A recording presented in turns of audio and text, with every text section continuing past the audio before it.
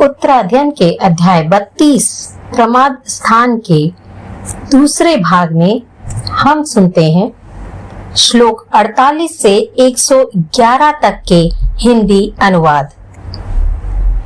गंध घ्राण का ग्राह्य विषय है। जो गंध राग का हेतु होता है उसे मनोज्ञ कहा जाता है। जो द्वेष का हेतु होता है उसे अमनोज्ञ कहा जाता है। जो मनोज्ञ और अमनोज्ञ गंधों में समान रहता है वह वीतराग होता है। घ्राण गंध को ग्रहण करता है। गंध घ्राण का ग्राह्य है। जो गंध राग का हेतु होता है उसे मनोज्ञ कहा जाता है और जो द्वेष का हेतु होता है उसे अमनोज्ञ कहा जाता है। जो मनोज्ञ गंध में तीव्र आसक्ति करता है वह अकाल में ही विनाश को प्राप्त होता है। जैसे नागदमनी आदि औषधियों के गंध में गृध्र बिल से निकलता हुआ रागातुर सर्प।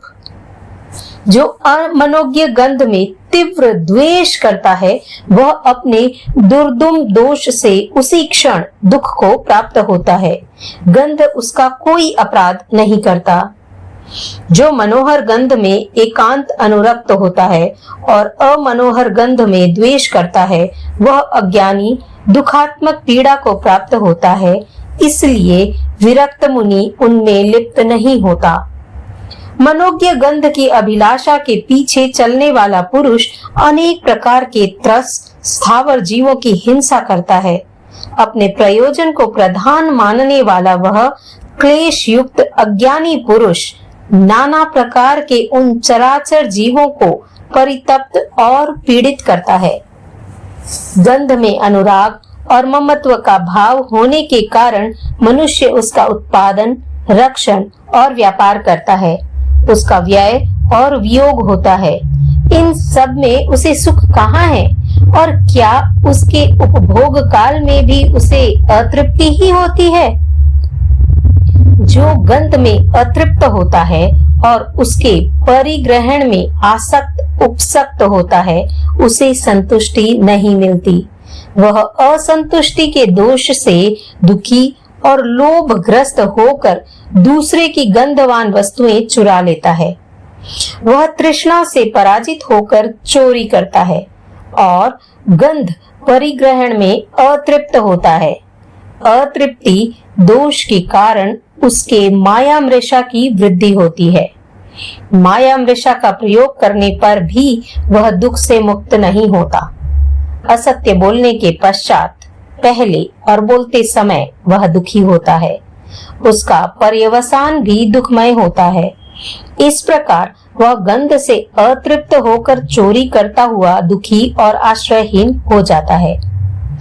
गंध में अनुरुक्त पुरुष को उक्त कथनानुसार कदाचित किंचित सुख भी कहां से होगा। जिस उपभोग के लिए वह दुख प्राप्त करता है उस उपभोग में भी क्लेश दुख यानी अतृप्ति का दुख बना रहता है।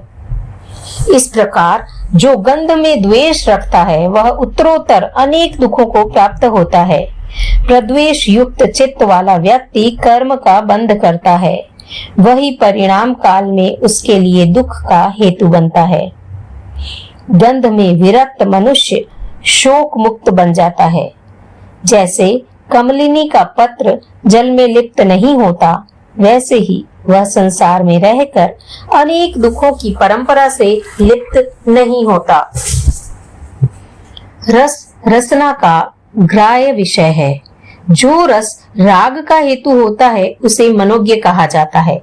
जो द्वेष का हेतु होता है उसे अमनोज्ञ कहा जाता है।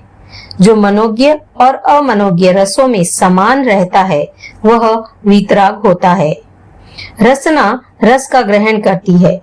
रस रसना का ग्राह्य है। जो रस राग का हेतु होता है उसे मनोज्ञ कहा जाता है और जो द्वेष का हेतु होता है उसे अमनोज्ञ कहा जाता है। जो अमनोज्ञ रसों में तीव्र आसक्ति करता है वह अकाल में ही विनाश को प्राप्त होता है। जैसे मांस खाने में गृध्र बना हुआ रागातुर मत्स्य कांटे से बिंधा जाता है। जो अमनोज्ञ गंध में तीव्र द्वेष करता है वह अपने दुर्दम दोष से उसी क्षण दुख को प्राप्त होता है। रस उसका कोई अपराध नहीं करता। जो मनोहर रसों में एकांत अनुरक्त होता है, रहता है और अमनोहर रस से द्वेष करता है, वह अज्ञानी दुखात्मक पीड़ा को प्राप्त होता है। इसलिए विरक्त मुनि उनमें लिप्त नहीं होता। मनोहर रस की अभिलाषा के पीछे चलने वाला पुरुष अनेक प्रकार के त्रस्त स्थावर जीवों की हिंसा करता है। अपने प्रयोजन का प्रधान मानने वाला वह क्लेश युक्त अज्ञानी पुरुष नाना प्रकार के उन चराचर जीवों को परितप्त और पीड़ित करता है। रस में अनुराग और ममत्व का भाव होने के कारण मनुष्य उसका उत्पादन, रक्षण और व्यापार करता है। उसका व्यय और वियोग होता है। इन सब में उसे सुख कहाँ है? और क्या उसके उपभोग काल में भी उसे अतृप्ति ही होती है? जो रस में अतृप्त होता है और उसके परिग्रहण में आसक्त उपसक्त होता है, उसे संतुष्टि नहीं मिलती। वह असंतुष्टि के दोष से दुखी और लोभग्रस्त होकर दूसरे की रसवान वस्तुएं चुरा लेता है। वह तृष्णा से पराजित होकर चोरी करता है और रस परिग्रहण में अतृप्त होता है। अतृप्ति दोष के कारण उसका मायामृषा की वृद्धि होती है। मायामृषा का उपयोग करने पर भी वह दुख से मुक्त नहीं होता। असत्य बोलने के पश्चात पहले और बोलते समय वह दुखी होता है। उसका पर्यवसान भी दुखमय होता है। इस प्रकार वह गंध से अतृप्त होकर चोरी करता हुआ दुखी और आश्रयहीन हो जाता है। रस में अनुरक्त पुरुष को उक्त कथनानुसार कदाचित किंचित सुख भी कहाँ से होगा? जिस उपभोग के लिए वह दुख प्राप्त करता है, उस उपभोग में भी क्लेश दुख यानी अतृप्ति का दुख बना रहता है। उसी प्रकार जो रस में द्वेष रखता है, वह उत्तरोत्तर अनेक दुखों को प्राप्त होता है। प्रद्वेष युक्त चित्त वाला व्यक्ति कर्म का बंध करता है। वही परिणाम काल में उसके लिए दुख का हेतु बनता है। रस से विरक्त मनुष्य शोक मुक्त बन जाता है। जैसे कमलिनी का पत्र जल में लिप्त नहीं होता, वैसे ही वह संसार में रहकर अनेक दुखों की परंपरा से लिप्त नहीं होता। स्पर्श काय का ग्राह्य विषय है। जो स्पर्श राग का हेतु होता है, उसे मनोज्ञ कहा जाता है। जो द्वेष का हेतु होता है, उसे अमनोज्ञ कहा जाता है। जो मनोज्ञ और अमनोज्ञ स्पर्शों में समान रहता है, वह वीतराग होता है। काय स्पर्श का ग्रहण करता है। स्पर्श काय का ग्राह्य है। जो स्पर्श राग का हेतु होता है, उसे मनोज्ञ कहा जाता है। जो द्वेष का हेतु होता है, उसे अमनोज्ञ कहा जाता है। जो मनोज्ञ स्पर्शों में तीव्र आसक्ति करता है, वह काल में ही विनाश को प्राप्त होता है। जैसे घड़ियाल के द्वारा पकड़ा हुआ अरण्य जलाशय में जलाशय के शीतल जल में स्पर्श में मग्न बना रागातुर भैंसा। जो अमनोज्ञ स्पर्श में तीव्र द्वेष करता है, वह अपने दुर्दम दोष से उसी क्षण दुख को प्राप्त होता है। स्पर्श उसका कोई अपराध नहीं करता। जो मनोहर स्पर्श में एकांत अनुरक्त होता है और अमनोहर रस में द्वेष करता है, वह अज्ञानी दुखात्मक पीड़ा को प्राप्त होता है। इसलिए विरक्त मुनि उनमें लिप्त नहीं होता। मनोहर स्पर्श की अभिलाषा के पीछे चलने वाला पुरुष अनेक प्रकार के त्रस्त स्थावर जीवों की हिंसा करता है। अपने प्रयोजन को प्रधान मानने वाला वह क्लेश युक्त अज्ञानी पुरुष नाना प्रकार के उन चराचर जीवों को परितप्त और पीड़ित करता है। स्पर्श में अनुराग और ममत्व का भाव होने के कारण मनुष्य उसका उत्पादन, रक्षण और व्यापार करता है। उसका व्यय और वियोग होता है। इन सब में उसे सुख कहाँ है? और क्या उसके उपभोग काल में उसे अतृप्ति ही होती है? जो स्पर्श से अतृप्त होता है और उसके परिग्रहण में आसक्त उपसक्त होता है, उसे संतुष्टि नहीं मिलती। वह असंतुष्टि के दोष से दुखी और लोभग्रस्त होकर दूसरों की स्पर्शवान वस्तुएं चुरा लेता है। वह तृष्णा से पराजित होकर चोरी करता है और स्पर्श परिग्रहण में अतृप्त होता है। अतृप्ति दोष के कारण उसके मायामृषा की वृद्धि होती है। मायामृषा का प्रयोग करने पर भी वह दुख में मुक्त नहीं होता। असत्य बोलने के पश्चात, पहले और बोलते समय वह दुखी होता है। उसका पर्यवसान भी दुखमय होता है। इस प्रकार वह स्पर्श में अतृप्त होकर चोरी करता हुआ दुखी और आश्रयहीन हो जाता है। स्पर्श में अनुरक्त पुरुष को उक्त कथनानुसार कदाचित किंचित सुख भी कहां से होगा। जिस उपभोग के लिए वह दुख प्राप्त करता है, उस उपभोग में भी क्लेश दुख यानी कि अतृप्ति का दुख बना रहता है। इसी प्रकार जो स्पर्श में द्वेष रखता है, वह उत्तरोत्तर अनेक दुखों को प्राप्त होता है। प्रद्वेष युक्त चित्त वाला व्यक्ति कर्म का बंध करता है, वही परिणाम काल में उसके लिए दुख का हेतु बनता है। स्पर्श से विरक्त मनुष्य शोक मुक्त बन जाता है।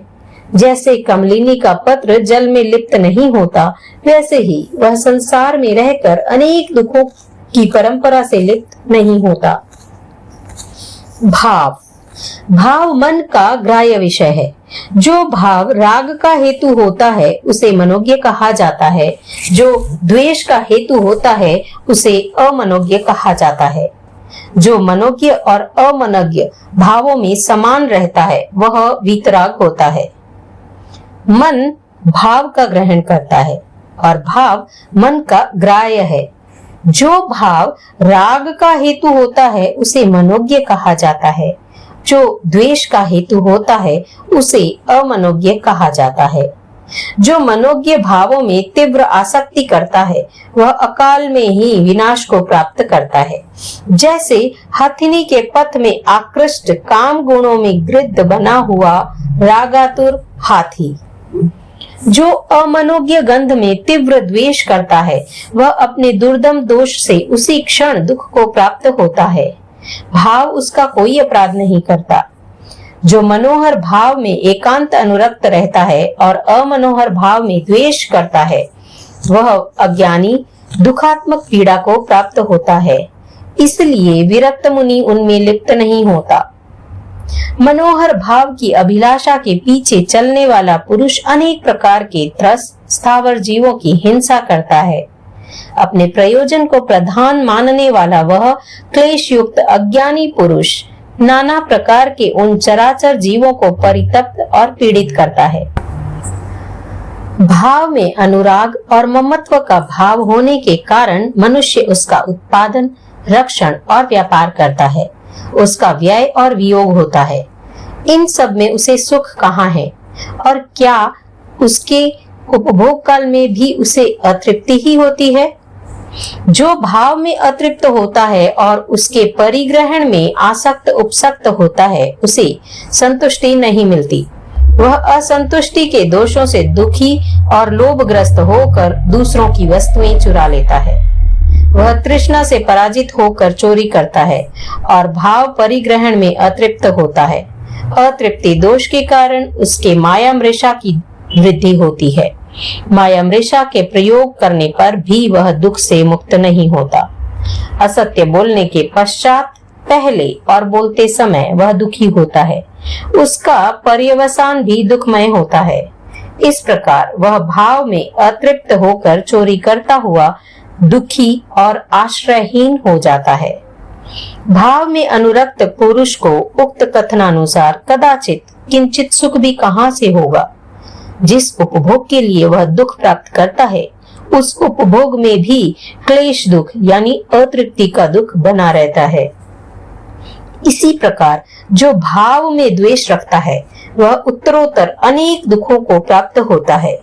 प्रद्वेष युक्त चित्त वाला व्यक्ति कर्म का बंध करता है, वही परिणाम काल में उसके लिए दुख का हेतु बनता है।